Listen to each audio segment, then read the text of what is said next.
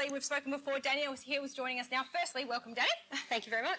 Thanks for joining us, Danny, on short notice. You've got a big night tonight.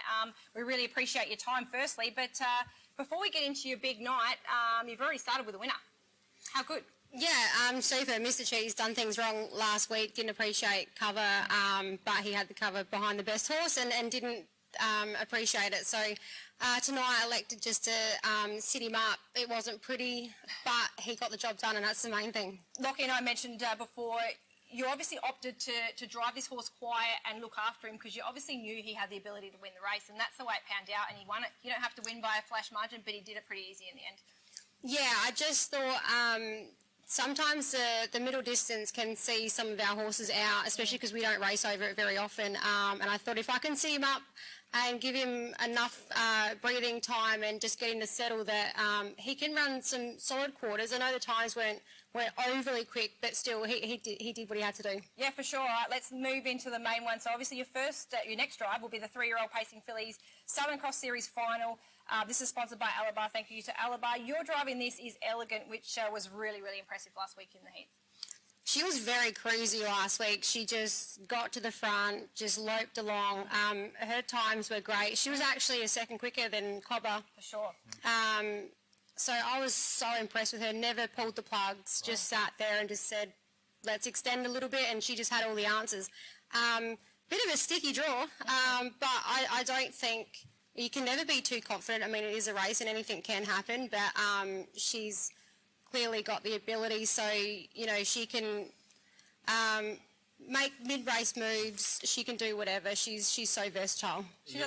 You go. I was just going to ask on that point, how do you see the race unfolding from that draw, and do you do anything different because you are on a dominant filly? Does that enter your headspace at all? No, just get her around safely and give her clear air, and she'll do the rest. She'll do the rest. Yeah.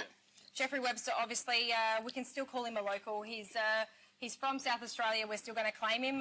To come over here, he's had the 2 runners for you on board. You had a lot of success with him in these series last year as well, so it's great to pick up these drives. These horses are both flying, so it's a really good addition. Before we jump to your second one, in between, you must have a favourite of yours, number 9, in the 2-year-old Pacing Colts and Geldings. He's all talk. This horse is absolutely flying. He is. He's just a lovely horse. He's very quirky to get him out onto the track to do your warm-up and then trying to face him behind the mobile. But once he's facing behind the mobile, generally he's pretty good. He did skip about a little bit early stages of the score-up last week, and I went, oh no, Simon, not tonight. But then he got his feet, and he's still learning, but I really like the way he sort of just does what you ask of him. I do think he'll be a nicer horse the older he gets. For sure, he looks like he'll be a better 3-year-old, but he won his heat last week, which is always a confidence booster, isn't it? He won it impressively, obviously. It looked like he didn't probably had a little bit more to give even, but he also looks really genuine as a racehorse. Yeah, definitely. He sat on the bit really strong last week, which he will do that with a sit. He's sort of a bit green when he faces the breeze. He hasn't won from the breeze yet, but still, I like to be able to move him and put him in different spots and stuff like that. Just it's all about learning. And he's navigated 3-4 wide those last corners. So look, he does drive nice with a sit. Nice to have an armful of horse and then make a move. So the race is going to be genuine. Like it's a solid race. Yeah, and Ryan's obviously got a strong hand in the race, doesn't he? And how do you measure up? He's all the talk with a horse like Jamaican Rock. Like they're probably 2 different. Like Jamaican Rock's definitely got his quirks, doesn't he? And can lay in and sort of hang about a little bit. Yeah, definitely. And your boy sort of we saw, although it was a blanket finish last week, he sort of seemed to have them covered. So. Like, is there a bit of a pecking order, or and also tactically, how do you see that unfolding? We worry about tactics when the race unfolds and it starts to happen. You can never go out there with too many plans, especially with 2-year-old races. I know my horse, I know his capabilities, and I think that's all that matters. It's going to be a tough race. And if there's speed on, it brings him right into it. Yeah, for sure. Speed is going to help you from behind. And up front, he's got a chance as well. Obviously, Jamaican Rock is a high-speed horse on his own. But, yeah, as we said, takes a bit of driving, which is obviously why Ryan has elected to drive him himself.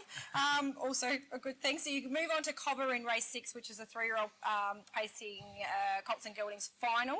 Cobber, absolute superstar. Look at it go last week. It just looked like, wow, it was really impressive. Yeah, definitely. He had all the answers last week. I was so impressed with him. Still went over the line, bit in his mouth, felt solid. I was super impressed. That's my first sit behind him. So, you know, he had all the answers last week, so let's hope he can do it again tonight. Put it away a really nice horse too, didn't he? Like, it's just not like it was an average field. There were nice horses in that race, and he made them look like they were trialling. Yeah, definitely. To his credit, like I just sort of started moving him up about the 6, and he's like, yeah, got this. And like he was really travelling. And I just had to just touch him and say a little bit quicker, and he's like, yep, got that too. And just the way he cornered and then just put Ever Hoping to, you know, to pressure up the straight, he was super impressive. And just on that, the winner of the other heat, of course, Jaws of Lincoln. What do you make of him? He's a bit of a speed machine, isn't he?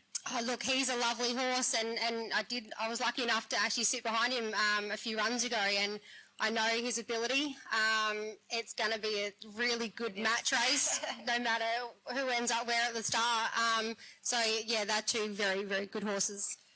Moving into the 3-year-old trotters final, you have a horse in this, well named My Bad Habits, but when it's not putting in its bad habits, this horse has a lot of ability, doesn't it? Yeah, he certainly does. With this horse. And hopefully it stays like that. Yeah, no, he is a lovely little trotter. I did drive him very quiet when we won the Derby, I'm sure it was.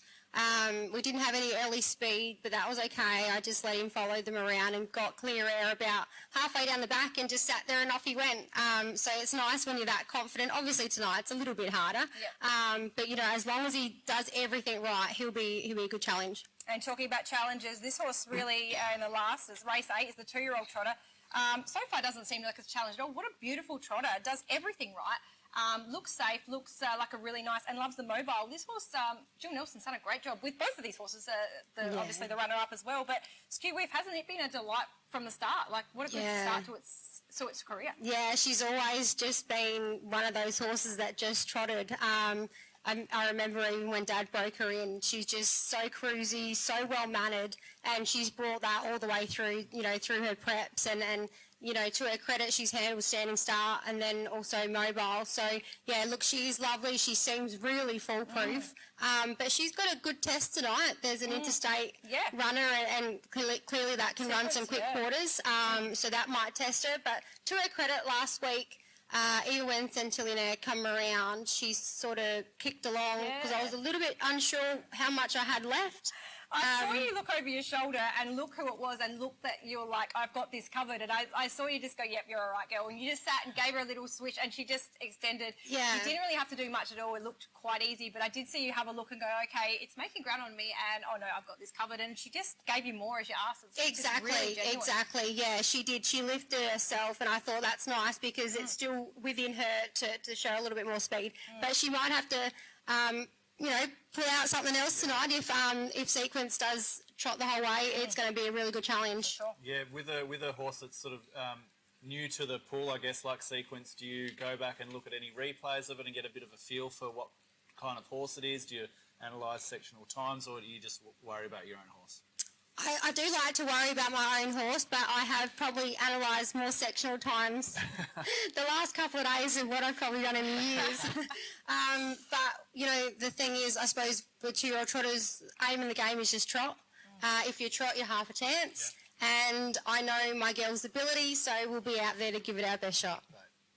All right, Danny, just before you go, you've won the 2-year-old Colson Geldings Southern Cross Final in 2016 on a horse called Stars of Courage. Do you remember that? Absolutely. Exciting night for you? Oh, absolutely. He beat Emain Macca that night, so that was always a very, very big one. But yeah, he's always been a lovely horse. I was very lucky to be able to sit behind him. For sure. Sorry, this race is not new to you. We'll go through them just quickly before you leave us. He's the one in the Southern Cross 3-year-old. What Emma's got in the Southern Cross 2-year-old in 2014. You also then had Tuppence, which is obviously the same stable, which is good. Bella Donna Girl also actually flying at the moment in America. Yeah. So really good story there. Gone to America and winning races over there. I'm not sure how to pronounce this one. Safreak for the 3-year-old in 2018. Golden Nursery in between, and then you've also had On the Scotch in 2005. what a really good affinity you have with this race. It looks like you could be racking up a few more tonight. Let's hope so. I won't be too confident until I get them over the line. Because like I said, it's racing. Anything can happen. I do have good quality horses. Sure. I'm in a very good position going in. Let's just get them around safe and give them the best chance. For sure. Good luck, Danny. You have a really good affinity with this race. You've got good drives for good reason because, you know, you're a good driver and you're the best at your job. And we wish you all the best tonight. And hopefully we're talking to you again after you've driven a few minutes. Yeah. Let's hope so. Good luck, Danny. We're going to go a quick break and we'll... Seconds to place your bets for this one. Cobber 3-year-old Colton Gelding Southern Cross final. The Cobber Equine Farm 3-year-old Pacing Colton Gelding Southern Cross Series final. Group 3 is what we're looking at. Cobber and Jaws of Lincoln, both very impressive last week in their respective heats. Set to go. Gate will come out guns are blazing with Jaws of Lincoln. What gate speed will Cobber show? Away, Jaws of Lincoln begins fast, comes out quickly. Cobber not so fast away. He's going back to worst at midfield. Gator found the lead easy. And Art Jester got across, we said so. So he's going to be sitting behind the leader. That gives him a good place chance. Outside the leader is I'm Reggie. Looking to wait for Cobber to come around the outside and grab the 1-1. But Gator will go strong. Danny's still 3 wide and at the tail end of the field. Looking to go back. Now decides to go forward. 4 wide for a stride or 2 there with Cobber. And in the meantime, her main danger's out in front, Jaws of Lincoln.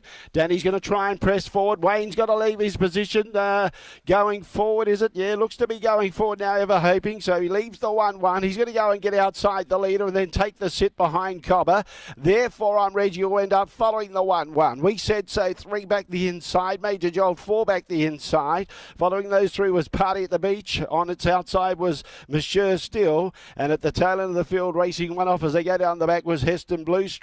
Cobber's taking a long time to get to the breeze. Lead time 44.6. Jaws of Lincoln's had a pretty cushy run out in front. He leads by 5 metres. Art Jester in second placing. He's had a nice run. He'll be there at the finish. Cobber on the outside is facing the breeze. 1 out, 1 back, ever hoping. They're probably the first 4 runners that'll probably run 1, 2, 3, 4 here, I'd say. Back on the inside, 3 back, just struggling to keep up slightly as we said so. 30.4 for that first quarter as they come into the front straight. Now, Reggie's dropped off. He's about 5 or 6 metres away. So we've got these 4 up front. All the others are under a little bit of pressure. Major Joel's held up on the inside. No clear run. Monsieur Still's on a loose rein. So is Party at the Beach. And at the tail end of the field, Heston Blue Street. They've got around 700 metres to travel. That's why they picked it up to 28.6. 59 for the half. And with that bend, Ever Hoping dropped off slightly there. Lost a bit of ground. Jaws of Lincoln and Cobber. Art Jester goes to a clear third. He's holding on to their coattails, but he's being tickled up, but he's not far behind the back there of Jaws of Lincoln.